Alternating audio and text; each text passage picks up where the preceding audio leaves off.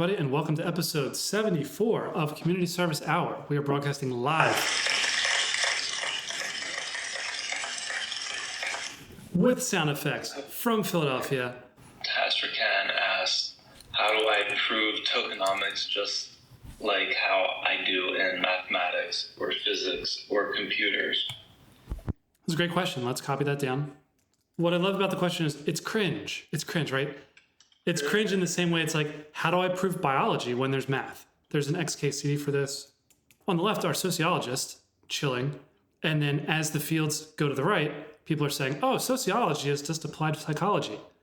And it's more pure than sociologist. And then over on the right, blah, blah, blah, the chemist is like, oh, biology is just applied chemistry.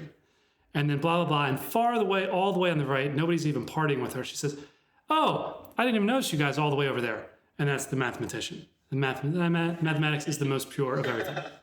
Bring it back to this question. How do we prove tokenomics the way we prove mathematics? And here's the answer. We use analogies. So there are a couple analogies that we use. One of them is electrical circuits. We have sources and sinks. When you look at electrical circuits, there's a flow. These are analogies, right? So they're not going to be perfect. The whole point of this is to sell the idea to somebody. That is the whole point of tokenomics, is selling an idea to somebody. We got to use something that makes sense to people in your target audience so that they will understand what it is that you're doing. A lot of times, the thing that we're doing is flows. We're working with flows of tokens. Etymology. Token economics.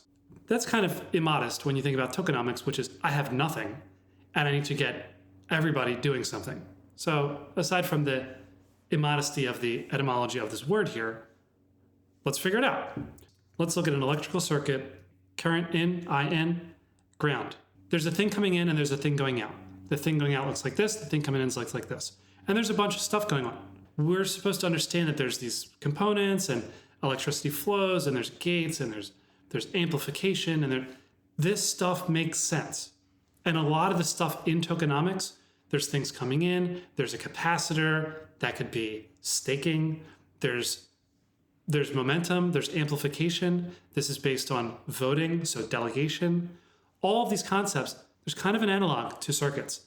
Because blockchain is so niche, you can just assume everybody who's buying from you is an electrical engineer. That's a good assumption.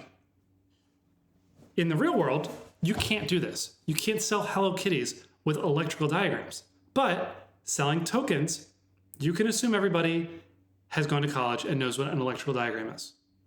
This is also why, when you look at more mainstream stuff, let's talk about PancakeSwap, the moon is made with pancakes. Just looking at this bunny, you can probably be sure there's not going to be any electrical diagrams on here. You're just not going to see it. This is targeted at a different audience. But if you're targeting DeFi or whatever's coming out with Blur, something like that, there's less people, there's more whales. It's a more niche product. So if Blur comes out with Blend, oh, it's already launched, awesome.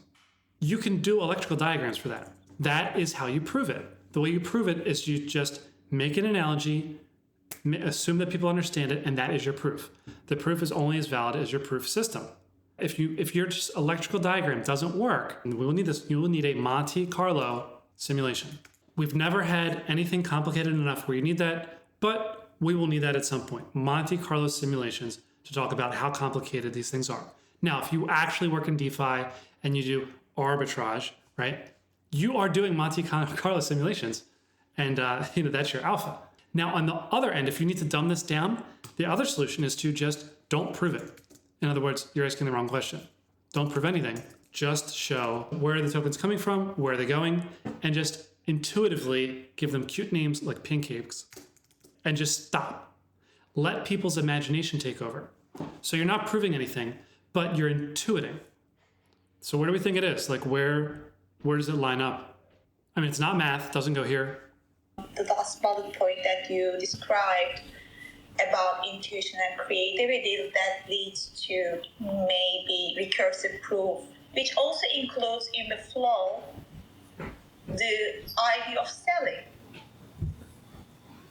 Because it starts with an idea, and then the drive is gonna be creativity and intuitive without any approval or disapproval, maybe that will lead to certain consequences that will prove or disapprove. That's all. Okay. Where did you put economics? Agree that psychologists that plays an important role of this signaling system that is more automated and maybe based on some consumer perspectives or consumerism. I think we've gone deeper into the etymology and the metaphysics of tokenomics than anybody ever has. So topic 2, how do we improve metadata, NFT metadata, to address specifically geospatial, identity, real world, digital places on well-being. So let's just look at the free access abstract. Talking about a unified framework for digital places and well-being. You know, this is the future of places includes digital places. Can we apply these concepts to NFTs, which are communities and actually becoming spaces? So here's a discussion comparing the aspect of community with physical spaces versus community with digital spaces. This is from 2001 at the peak of the .com bubble. This article's kind of dated. I mean, talking about research on how much of the digital interactions that happen in the world, whether or not they record location when they post that information online. And that's 10 years old, this research. Yes, I'm still trying to get access to more recent research papers on the impacts on social media because I'm trying to write this paper right now to ground my idea. And what I'm trying to do in this year is actually about the way we construct consciousness of both self and, our external surroundings is really important to how we identify ourselves and how we express ourselves. And the way we kind of try to project our different aspects of ourselves in a very, very public way of communicating or instant way of communicating without making sure that being heard, or there are many, criteria about, communication models and communication types. But what I'm trying to say is that how we can make sure that the way we communicated and the way we constructed communication throughout civilization history is actually a bit used as a grounding baseline for how we structure the communication in digital platforms, so to speak. The architecturing a social platform necessarily referential to the real world experiences. We experience insideness and outsideness relative to empathy, or any kind of like existentialistic approach, or even like outsideness experience can be incidental. Is your goal here more about the sociology here, or is it about creating the future digital space? Well, since it's gonna be like a white paper-ish, and it's gonna be more like, defending my own idea, but with findings and probably historical data. Okay, so it looks like you're looking for citations and research that are going to be lighting up the ideas here.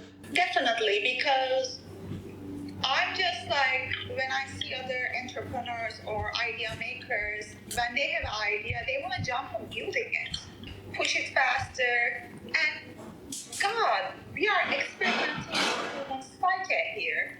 And I've been watching and reading a lot lately about this topic, and I found that maybe the way to actually make it more secure and more bulletproof is to do some groundwork on it. Yeah, thank you. Thank you for the advice, because I really need it, and it's like my, I don't know, third time of doing research, and I'm not academic, and I don't want to be an academic, but I want to do something, let's say, good for the positive sum outcome. Probably everyone in this call, or even outside, in this call, are wondering about the AI threat and this like sensational news about AI, arising lately. And I wonder, in terms of like the real human persona, because the way we communicated AI so far was so, it's a humiliation. The way I want us to represent humanity is the way how we actually engage with ourselves in real physical places. Like when I see you at the office, or when I'm at home with, let's say, my future husband or whatnot, or my kids, there is a different, maybe a persona that you present to these significant others. The way we gather and do the community gatherings are much more sincere and maybe honest. Maybe there is inner thoughts going, like maybe there is an inner outcome that we desire. Always there should be. I'm not saying that, but at the end of the things, we always appreciate other beings. We should be appreciating our beings. At the end of the day, we kind of progress, right? 1% progress or not, but it's a progress for us. I mean, I'm also a victim of that Hollywood effect too, because the things that I am exposed passively on a screen, against the screen, like a passive way of communicating, always, taking in. Yeah, so the urban planning, the way I want to structure the 2D world of digital social platform is to make sure that kind of referencing it from the way we constructed the world of how we live inside. From the sociological perspective, the important parts of your product and the wireframe and the UX is, when do you get notifications? Which people do you see? The algorithm, we call it the algorithm now, the filter. The way you went to work 5 years ago for most people, nearly everybody, is it turned the clock sent you to work. It's 8:30, get out of bed. It's 7 o'clock, get out of bed, go to work, get in a car, get ready to go to work. Think about getting ready for work for 30 minutes. That is a huge part of the society of going to work. If we're gonna talk about urban planning and the way works, then getting into this digital space includes, how do you get in? What is your frame of mind? Is everybody coming into the digital space pooping? Are they on a toilet when they come in there? Is it because they have nothing else to do and they're on a toilet and they want to go in? Is it because they were notified? Why were they notified? Is it because Facebook knew that their ex-girlfriend, there's the whole movie about that, but is there a growth hacker deciding that now is the time to notify them? Is it every notification? Are there certain notifications? Are they based on hacking your psychology to trick you to do something? So the frame of mind that you have coming into the society, I guess it is a society, is important. Has to be in the UX diagram if we're going to be talking about a sociological perspective. Exactly. I also believe that, but I want to make sure that the outcome is always about you don't, exclude your own physical space from that digital space.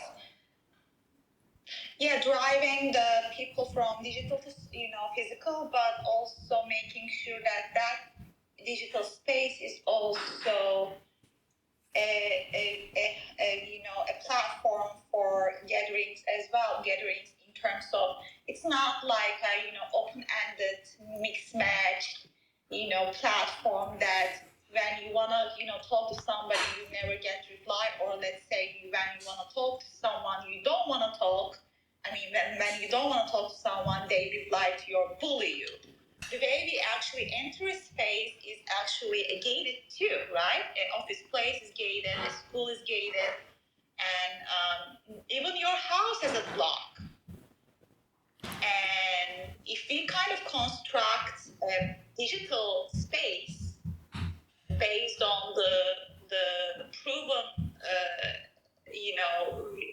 records of how we kind of engage in social strata, it makes more sense to me.